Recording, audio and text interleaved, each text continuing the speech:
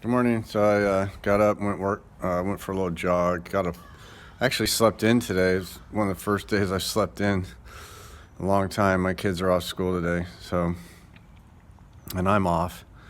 Um, Today I wanted to talk about the Sahaj Marg prayer, and I want to just preface this by saying I don't know everything or anything. I know a little bit, but this is stuff from my own realization. This isn't stuff I read. I mean, I've read some of Kamlish's stuff and that, but this is just organic things that have come to me. I do the Sahaj Marg prayer every day. Um, I usually try to do it once or twice a day. And they have a formula, they have a whole formula for, when it's best time to do everything and all that. And Babji talks about that in one of his books. And you can follow that and get the exact times and all that. I'm not so concerned with that. But the Sahaj Marg prayer kind of encapsulates everything that I feel that for me, and I'm talking about N equals 1. I am the experiment and I'm the experimenter. And that's how I approach this system. I'm not trying to proselytize. I'm not trying to win anyone over to this. I could care less. Everybody's got their own path. There's people that have been exposed to things and they decide to do it or not do it. It's just completely up to them. For example, I work with people that are constantly trying to diet, and they do this and they do that and they do this diet and they do another one, and they're all over the place. Are they losing weight? No. Are they getting sicker? Yes. So I tell them about the carnivore way of eating and basically try to show them that, a lot of the stuff they've been taught is false. But that's it, right? There's nothing else I can say. They can do whatever they want. And addiction to carbohydrates, sugar, etc., is powerful, and you can't deny that. That is a powerful addiction. And it's the same in the spiritual realm. We're addicted to almost this wheel of, they call it the wheel of karma, or whatever you want to call it, this relative existence. I'm addicted to it. That's why I need this path to get out. I need something to wrap myself around or wrap around me as a way for me to pull myself out of this. Not everyone needs that. Some people don't. Some people can achieve God consciousness, or whatever you want to call it, unity consciousness, without assistance.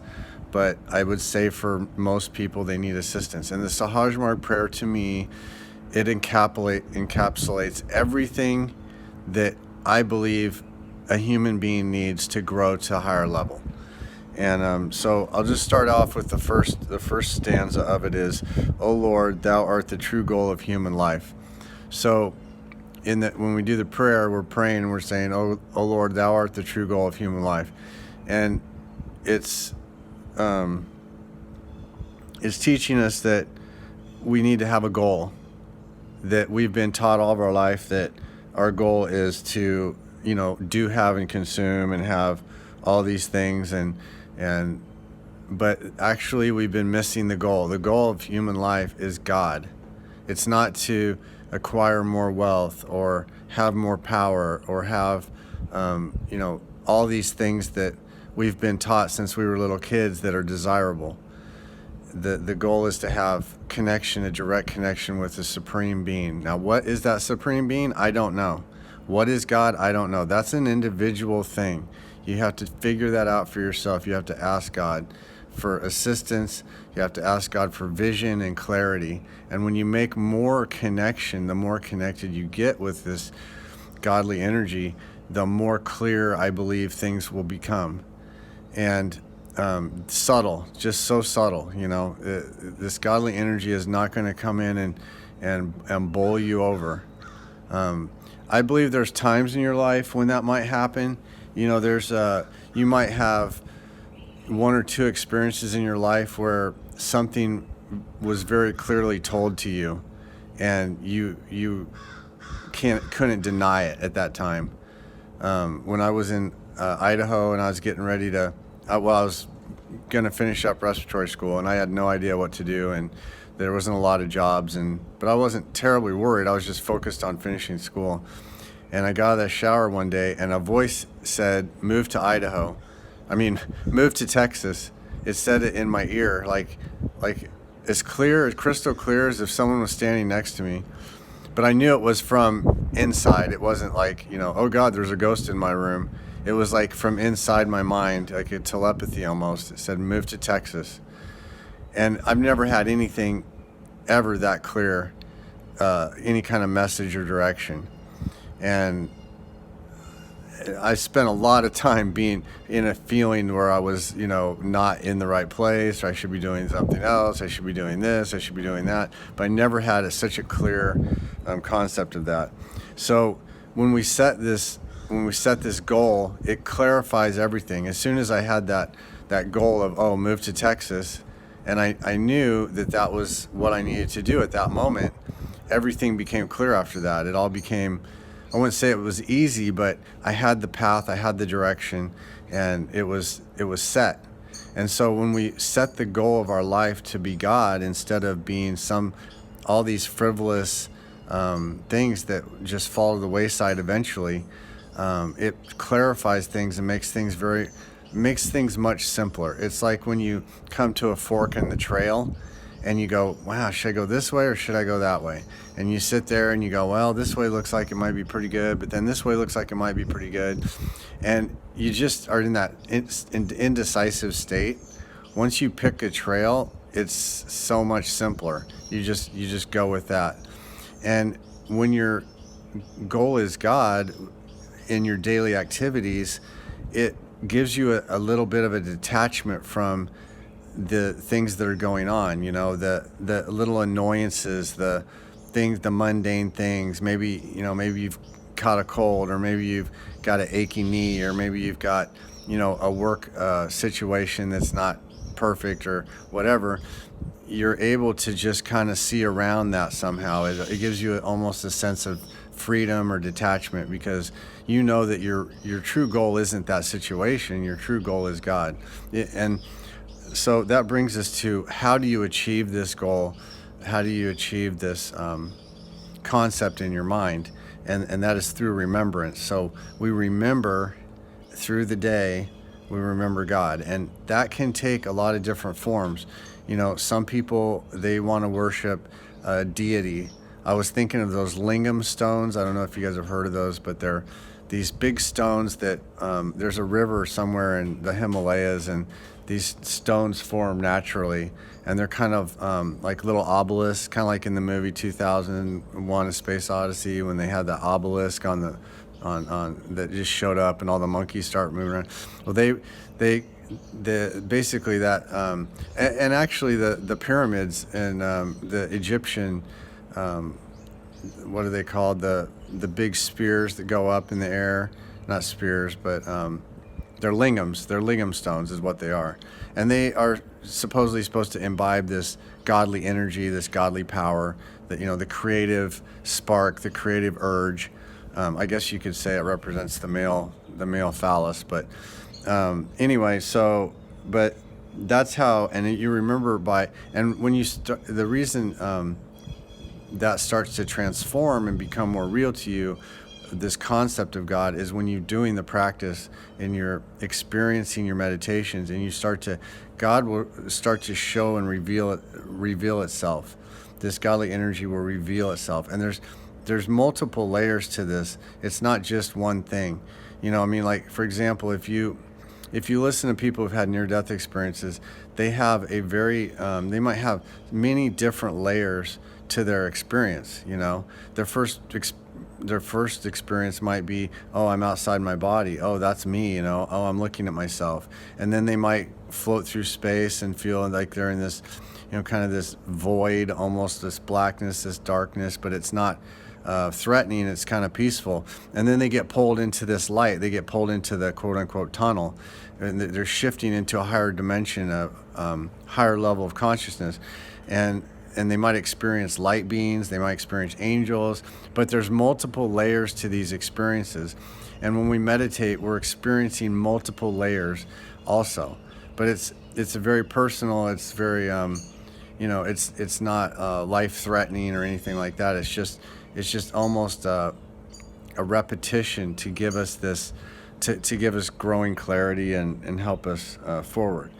So the next little stanza is, we are but slaves to wishes, holding bar to our advancement.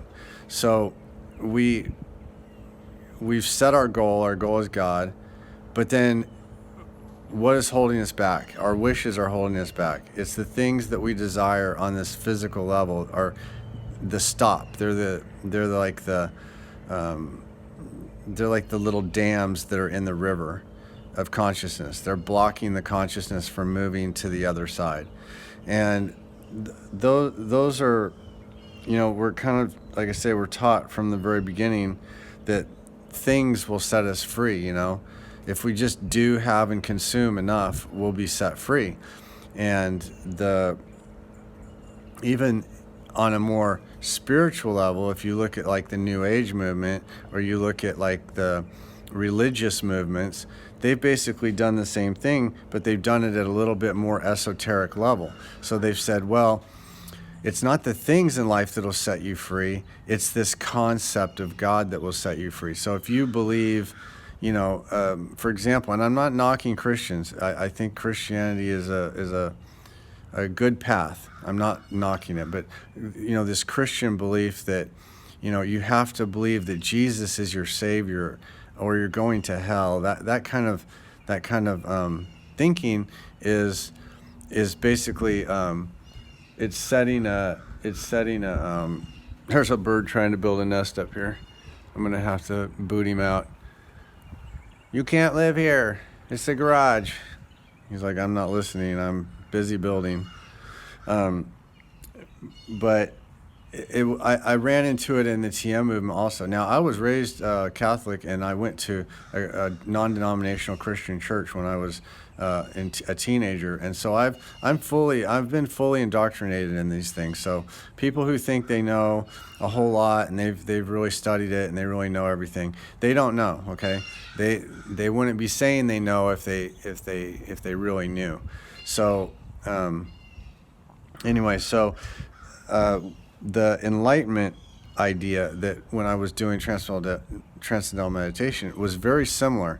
It was this idea that you will reach this state of grace. You'll reach this state of this state where you'll kind of be beyond everything, and you won't be affected by everything, and you can you're in a magical state. It's kind of like everything just kind of happens easy for you. And now this is my interpretation of what they were teaching, and I did it. I did TM for a long time, and I was, I went to Maharishi International University and worked on staff for the cities program and all that. So I know a little bit about it, and it was like a carrot on a stick. They had a carrot on a stick, much the same as modern religion. If you just do this and you do that, you'll be saved. Whatever saved means. Usually it means a place of salvation, a place set aside, a little magical realm where you'll be protected and safe, and you won't have any more stress. And those are traps. Those things are blocking us. They're blocking us from our advancement. So basically, the remedy for this stanza, the way out of being blocked, is to ask God, what's blocking me? I mean, it's that simple. You ask, what are the things that are blocking me? What are the things that are in my way? And you'll be shown these things over time. You'll be given the clarity to see, what it is blocking you and what's holding you back. And then the last little stanza is, "O Lord, you are the only God in power to take us to that stage." So this stanza here is a lot more. It's about surrender, but what does surrender mean? It means trust, not subjugation. So a lot of times we think of surrender as subjugation, and basically we surrender, and then bad things happen to us, right? I mean, that's kind of you hear these stories of people in wars that become prisoners of war, and they have horrible ordeals, and they go through all these terrible things. So you think, man, I would never surrender. I'd never surrender in war, right? And so surrender is actually about trust. You're surrendering to this godly power, this godly energy, this love, whatever you want to call it. You're surrendering to it because it knows better than you do. Not because it wants to control you or have any kind of, it wants you to be a partner, and and it's kind of like in a marriage or a relationship. I mean, there has to be a level of trust. I mean, I know I can trust my wife with my kids. It's like that kind of thing. Like, I know if my something needs to be taken care of, I can trust, my dad. He'll, be there for me or whatever. And it's the same thing with this godly pursuit, this path of moving on this path. And then one of the ways to practice surrender is to practice observing. So they call it witnessing. I've heard it called witnessing. That term really doesn't work great for me, but the idea of just observing myself. So what I'll do is I practice just observing myself. Like, sometimes if I'm working out, I'll just kind of imagine myself kind of up in the corner of the room watching myself work out, or if I'm at work doing stuff, I'll kind of just imagine myself kind of stepping back and kind of just watching myself do the work. And it's just it's kind of an artificial thing, but you have to understand imagination plays a big part in a lot of this stuff too. And that's where there's the rub, right? Because a lot of people now, when I did transcendental meditation, I just kept expecting to have these experiences, and I thought, well, I'll have an experience and it'll be so profound, there'll just be no more doubt, and I'll operate from the level of just pure observation, just pure experience. And your imagination has to play a role. God gave us imagination. We're supposed to be using our imagination to create reality. We're supposed to be co-creating with God. This is another term that's been hijacked by the New Age movement and vilified by the religious movements. But we're actually supposed to be using our imagination in conjunction with this godly energy. It's almost like we're a little tributary that's running. Our consciousness, our mind, our thoughts are a little tributary. But once it joins the mainstream, it just gains so much more power. And it has more depth, more clarity, more power. And our consciousness is supposed to be conjoining with this universal consciousness, this godly consciousness, and growing out from there. Okay, I hope it wasn't too wordy. Y'all have a good day.